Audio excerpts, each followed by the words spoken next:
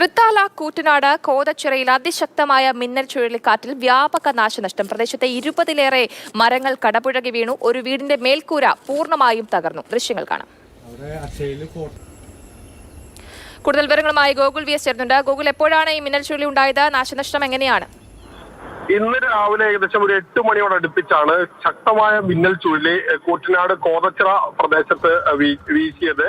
20-ലേറെ മരങ്ങൾ കടപുഴകി വീണു. ഒരു വീടിന്റെ മേൽക്കൂര പറന്നു പോകുന്ന സ്ഥിതിയും ഉണ്ടായിരുന്നു. ഏകദേശം 8 മണിയോടുകൂടിയാണ് ശക്തമായ കാറ്റാണ്.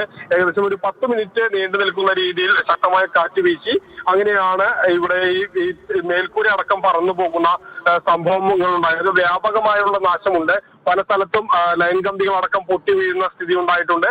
ഇപ്പോൾ ആ ഭാഗങ്ങളിലെ മരങ്ങളെല്ലാം തന്നെ മുറിച്ചു മാറ്റി മറ്റു നടപടികൾ സ്വീകരിച്ചിട്ടുണ്ട്. ഏതായാലും വളരെ ഭീതി ഉണ്ടാക്കുന്ന രീതിയിലുള്ള കാറ്റായിരുന്നു എന്നുള്ളതാണ് പ്രദേശവാസികൾ പറയുന്നത്. ശരി ഗോകുൽ, വലിയ രീതിയിലുള്ള കാറ്റായിരുന്നു എന്നാണ് പ്രദേശവാസികൾ പറയുന്നത്. ചില പ്രതികരണങ്ങൾ കേൾക്കാം. ഇപ്പൊ സീറ്റ് പോയിട്ടുണ്ട്, സീറ്റ് ഒന്ന് പോയിട്ടുണ്ട്, ഒന്ന് വന്ന് നോക്കിക്കോളെ പറഞ്ഞു. ഞാൻ അവിടുന്ന് ഇങ്ങോട്ട് ഇറങ്ങി ഇങ്ങോട്ട് വരുമ്പോഴേക്കും വന്ന് നോക്കുമ്പോ മുഴുവൻ ഇതാ കാണുന്നത്. പിന്നെ നമ്മളെന്താ ചെയ്യാ?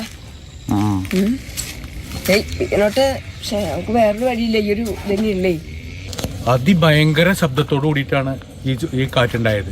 എല്ലാ മേഖലകളിലും ഈ ഭാഗത്ത് കോതച്ചിറ സ്കൂൾ തൊട്ട് ആ ഭാഗങ്ങളിലൊക്കെ തന്നെ മരങ്ങളെല്ലാം കടപഴങ്ങി വീണു. ചില വീടുകൾക്ക് കേടുപാട് സംഭവിച്ചു.